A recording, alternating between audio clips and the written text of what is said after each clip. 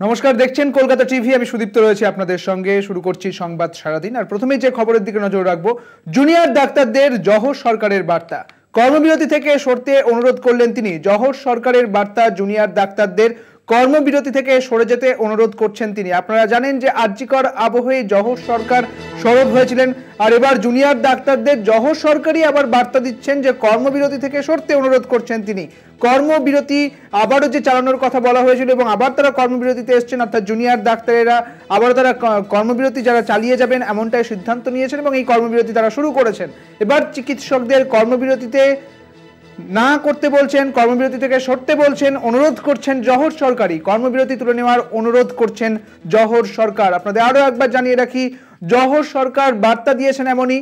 Junior চিকিৎসকদের কর্মবিরতি করতে নিষেধ করছেন তিনি। কর্মবিরতি থেকে সরে যেতে অনুরোধ করছেন জহর সরকার। কর্মবিরতি থেকে সরে দাঁড়ান আপনারা, এমনই লিখেছেন তিনি তার সামাজিক মাধ্যমে। চিকিৎসকদের কর্মবিরতিতে ভুগছে সাধারণ মানুষ, এমনই বলছেন জহর সরকার। চিকিৎসকদের যে কর্মবিরতি চলছে সেই কর্মবিরতিতে ভুগছে সাধারণ মানুষ, এমনই বললেন জহর সরকার। এবং জহর সরকার জুনিয়র ডাক্তারদের বার্তা দিয়েছেন কর্মবিরতি থেকে সরে দাঁড়াতে, আর অনুরোধ করেছেন তিনি।